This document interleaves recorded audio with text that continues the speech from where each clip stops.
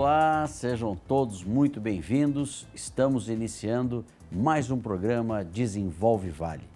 O nosso objetivo é trazer um conteúdo de crescimento, de desenvolvimento, de tudo aquilo que gera o crescimento e o desenvolvimento da nossa região, do Vale do Paraíba, com temas também nacionais. Hoje vamos falar um pouco de um assunto bastante importante, que finanças. Esse assunto que repercute para todas as camadas sociais, para todos os tipos de empresa, todos os níveis de empresários, pessoas e etc.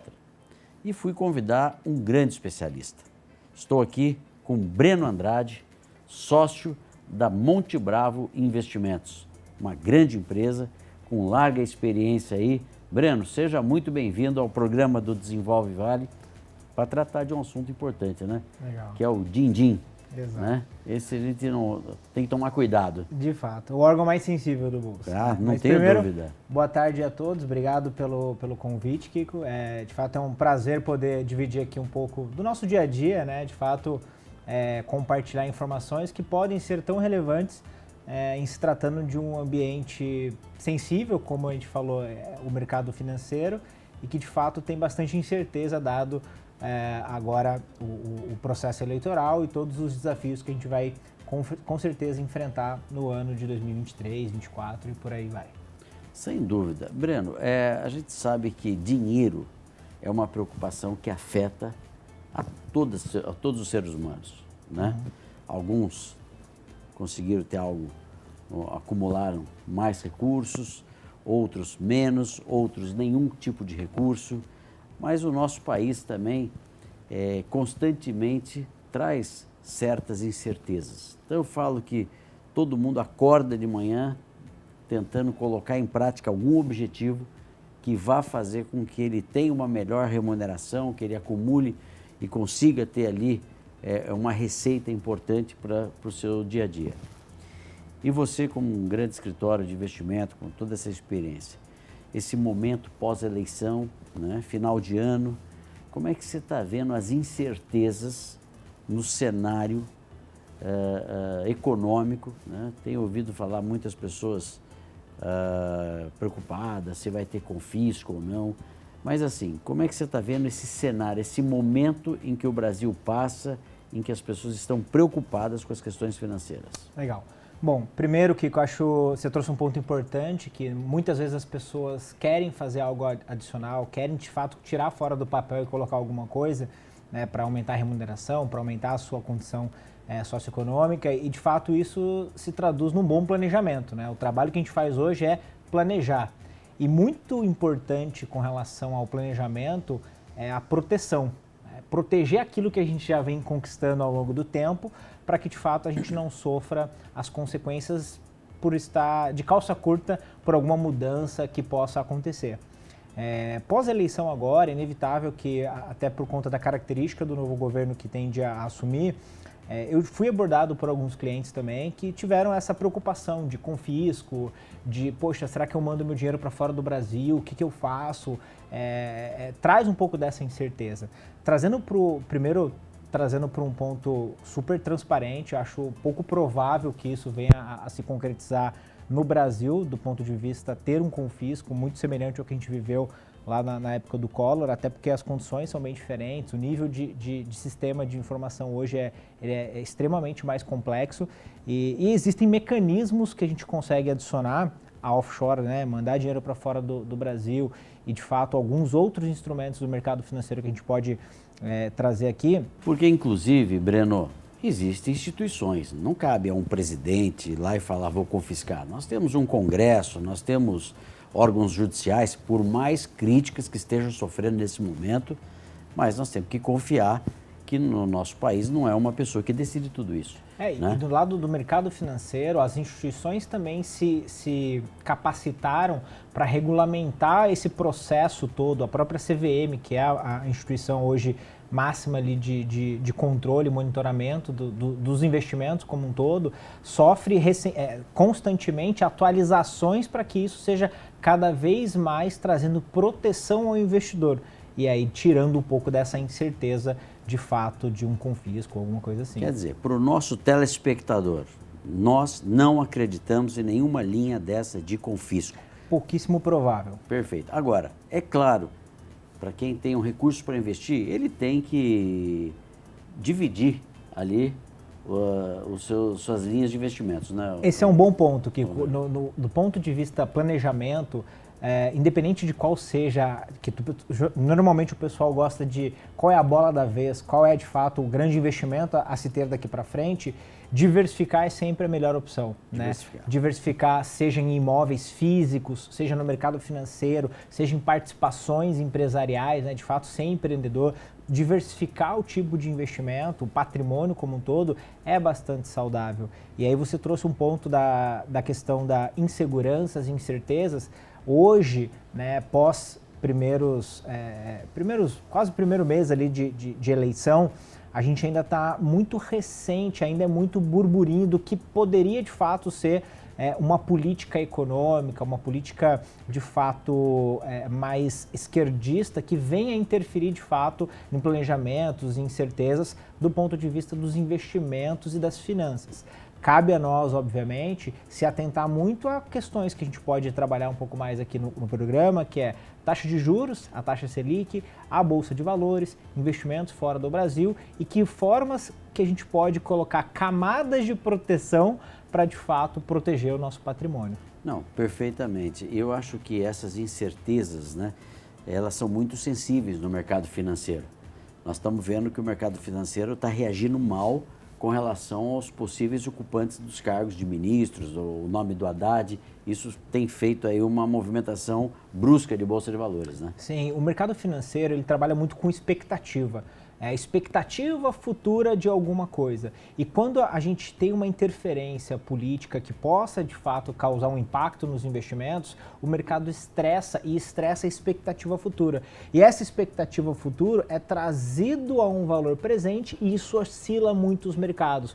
Por isso que a gente viu a Bolsa de Valores tendo uma desvalorização recente muito grande. Muito rápida, né? Muito rápida, né? Porque todos os dias aí eu estou acompanhando que tem E assim, caído, né, Kiko, qual que é o ponto importante?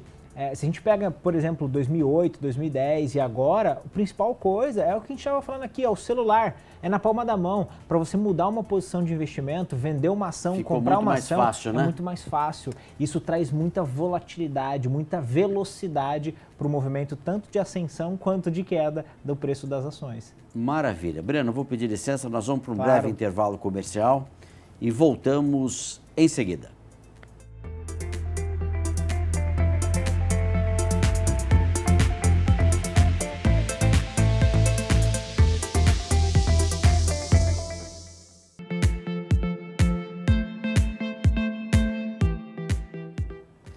Muito bem, estamos de volta, hoje conversando com Breno Andrade.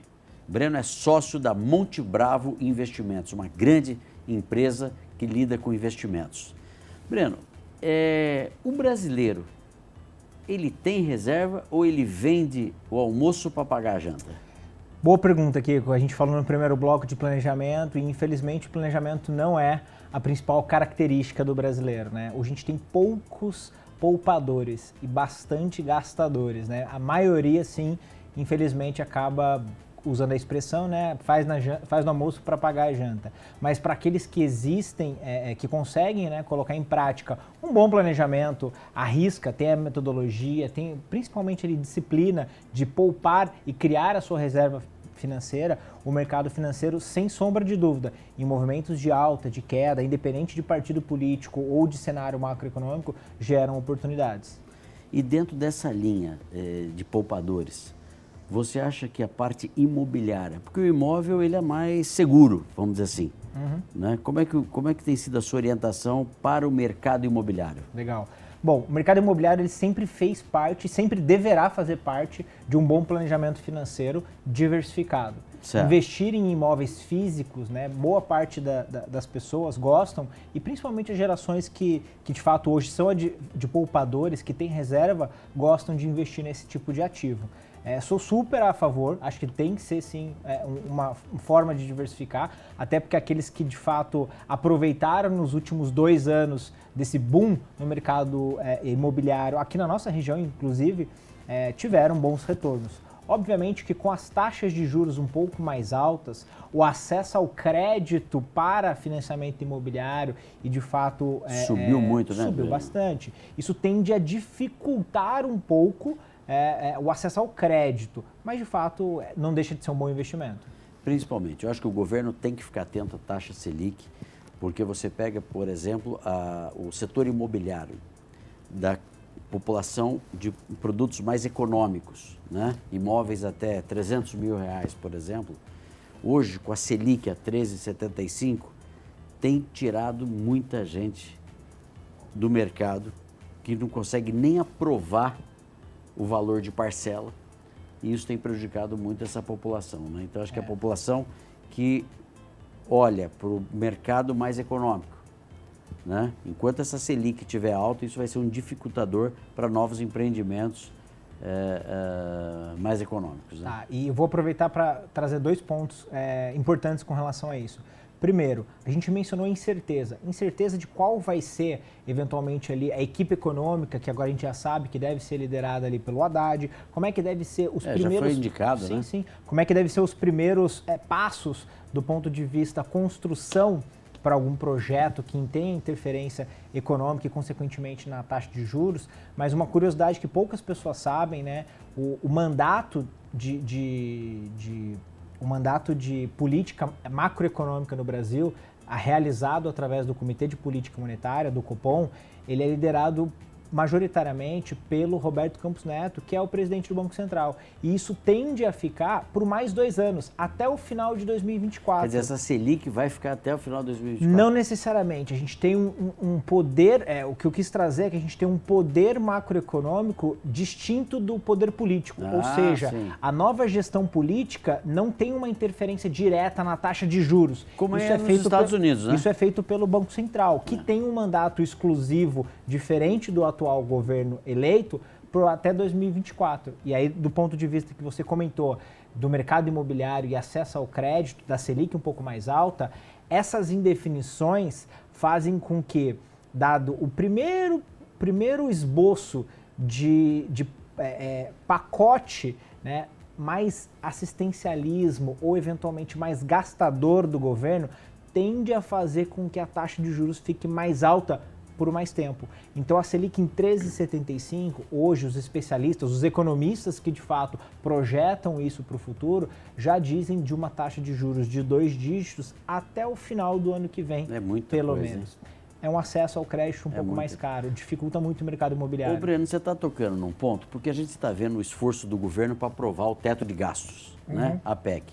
Agora, eu não escuto falar de redução de despesa, porque quando você tem menos receita do que despesa, você precisa cortar a despesa. Por que ninguém fala, a gente só vê a questão de ter a maioria para se aprovar a nova PEC?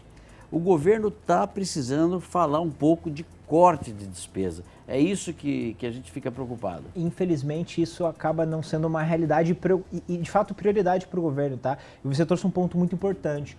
A gente tem um endividamento brasileiro, a gente acompanha muito o indicador, que é um indicador, basicamente, é a dívida bruta do Brasil sobre o PIB, e isso beira 78%, 79%. Ou seja, a gente gasta mais, como vem a perspectiva a acontecer, provável que a gente fique um pouco mais enforcado, ou seja, a gente fica sem muito instrumento fiscal para, de fato, abaixar gasto e, consequentemente, arrefecer isso e arrefecer taxa de juros.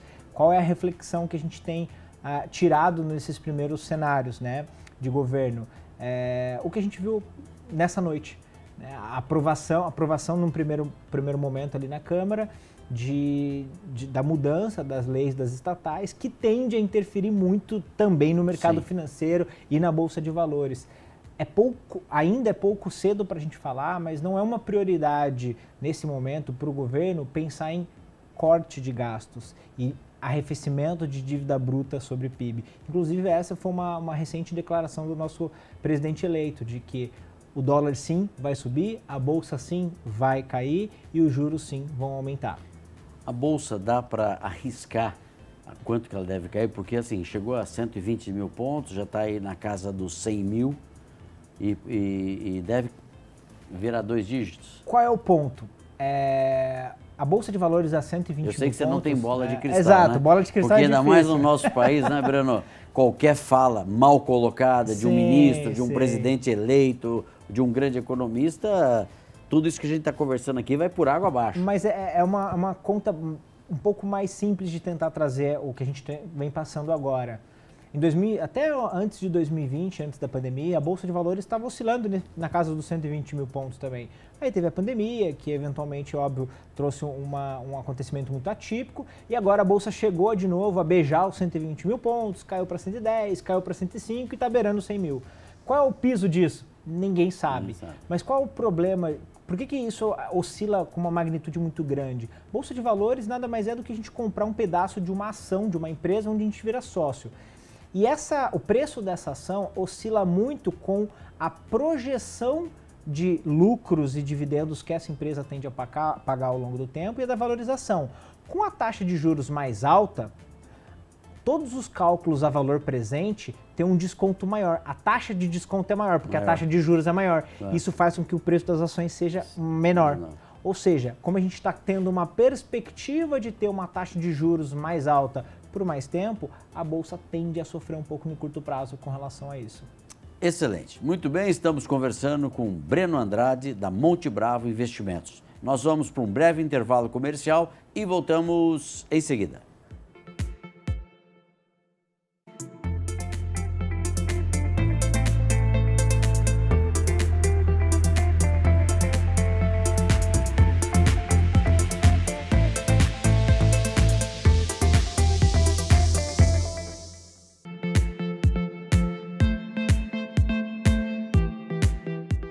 Muito bem, estamos de volta hoje com Breno Andrade. O Breno é um fera na parte de investimentos, economia, perspectivas econômicas de futuro. Breno, a gente falava da questão da bolsa que sobe e desce. Muitas pessoas têm a curiosidade, mas nunca investiram em bolsa. Tem um mínimo para se poder investir em bolsa de valores? Porque sempre quando você fala em bolsa já vem na cabeça milhões e milhões. Tem dois mínimos. Primeiro é o mínimo de tempo, que eu acho importante falar. Bolsa de Valores sempre deve ser olhado como um investimento de longo prazo, acima de 3, 5, 10 anos, isso é importante. Longo prazo, sempre vai fazer parte da fatia pequena de longo prazo. E o segundo ponto, o acesso ao mercado financeiro e à Bolsa de Valores, ele está muito democrático. Existem inúmeras corretoras hoje que não cobram corretagem, não cobram manutenção de conta. A gente consegue abrir uma conta e comprar uma ação com menos de R$10. Ou seja, extremamente acessível a todos e do Brasil de maneira geral. O único ponto é o acesso à internet, eventualmente ele é um aplicativo para fazer abertura numa corretora. Quer dizer que com R$10 o indivíduo pode acessar a Bolsa de Valores e comprar a fatia de uma empresa listada lá. Eu acho que é importante, né? Porque quem quiser conhecer, começa com um pouquinho, a longo prazo, e vai entendendo do assunto. Exato. Né? Porque às vezes a gente vê pessoas que colocam ali um dinheiro muito forte, mas que vão precisar desse recurso a curto prazo. E esse curto prazo, às vezes, a bolsa pode estar em baixa e ele perde um bom dinheiro. E até uma curiosidade, Kiko, a gente faz um paralelo. Normalmente o brasileiro está acostumado a fazer um financiamento imobiliário de 30 anos, fazer uma dívida de longo prazo, mas ele não quer investir por mais de 2 anos, porque é muito longo prazo para ele. Não quer ficar amarrado. Não quer ficar amarrado. Mas isso é importante, essa disciplina de Bolsa de Valores, que a gente tenta trazer um pouco dessa importância, principalmente como o americano hoje lida com o tema, é olhar de fato 10, 15, 20 anos de horizonte de investimento e não só dívida. Breno, eu atuo também no mercado imobiliário e depois que tivemos a eleição, quando então saiu o resultado, né, da vitória do atual presidente eleito, eu percebi uma movimentação de pessoas que têm recurso querendo investir lá fora. Por um sentimento mais de buscar algo mais seguro, preocupado com o que a gente falou no início do programa de um eventual confisco, que eu particularmente não acredito. E se fala muito em offshore, começou a falar muito em offshore. Eu queria que você, em poucas palavras, pudesse explicar ao nosso telespectador o que é esse movimento offshore. Tá. Vamos lá. Bom, offshore, de fato, investir em uma aplicação offshore seria fora daqui do nosso país, né? A gente consegue também, de uma forma muito democrática, acessar fundos de investimento que são custodiados, guardados fora do Brasil, mandar esse dinheiro para fora do Brasil com menos de R$200, R$100 eventualmente, até dependendo do fundo. O acesso a investimento através de fundos, aqui dentro, no próprio Brasil, está muito fácil, com pouco recurso. Isso via pessoa física.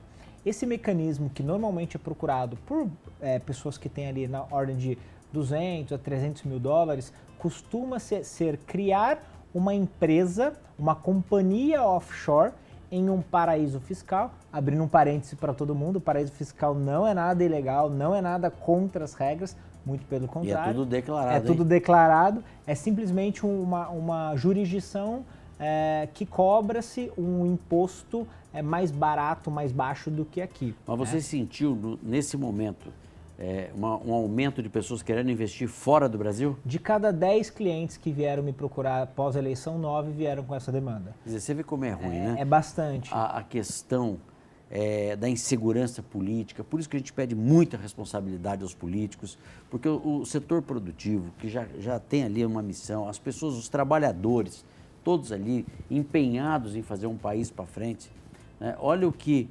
a notícia truncada que gera insegurança faz. De cada 10, 9 vieram consultar vocês para levar o dinheiro para fora.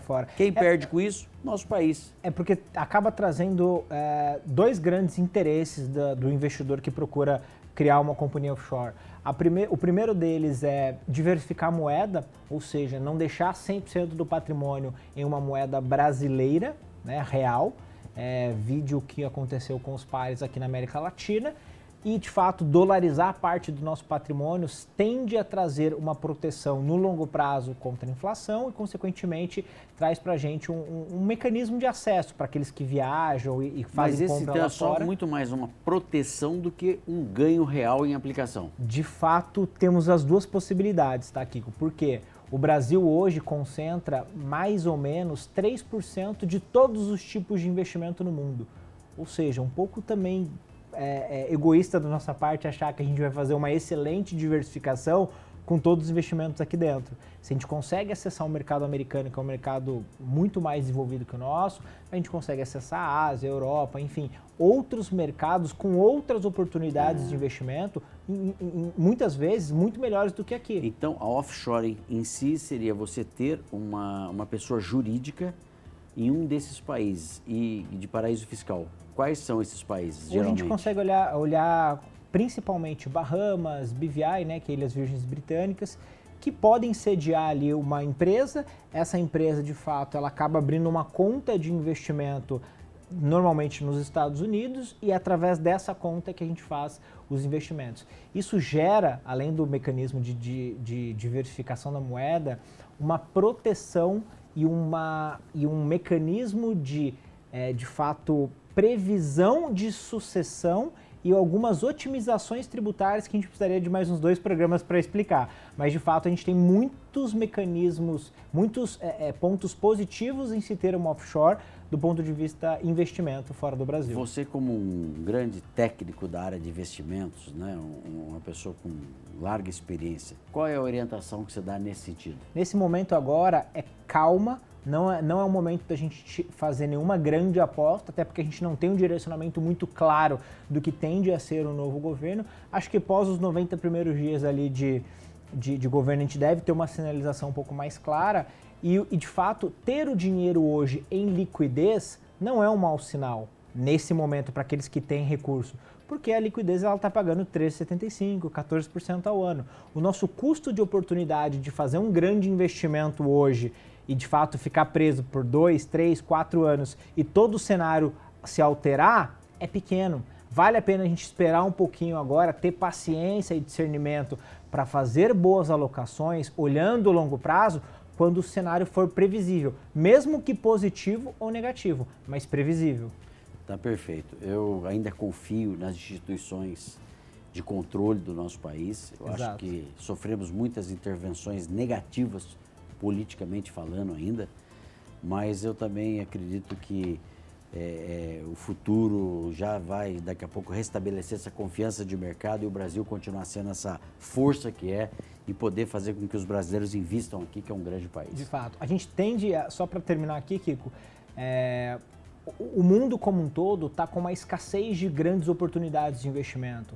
Se a gente fala de fora dos Estados Unidos, que deve ter uma taxa de juros um pouco mais alta, Europa que está complexo, Rússia ninguém está querendo olhar muito, China que tende a ter um crescimento em 2023, mas está um pouco desafiador, o Brasil torna-se a bola da vez. Então é possível que a gente tenha um bom fluxo de investimentos por ano que vem, se a gente tiver algo previsível. Por isso que eu falo, é a confiança. Gente, a confiança tem que estar em tudo, e principalmente na economia. Exatamente. Breno, nosso tempo foi embora. Obrigado. Muito obrigado, parabéns pelo seu trabalho lá na Monte Bravo. A gente sabe de toda a competência, a qualidade do seu escritório e está sempre convidado aqui a falar de assuntos de economia com nossos telespectadores. Legal. Fico também à disposição, obrigado pela atenção de todos e tenha uma ótima tarde. Muito obrigado. A você, telespectador, muito obrigado pela sua audiência e até o próximo sábado às 11h30 com mais conteúdo de desenvolvimento. Muito obrigado e boa tarde a todos.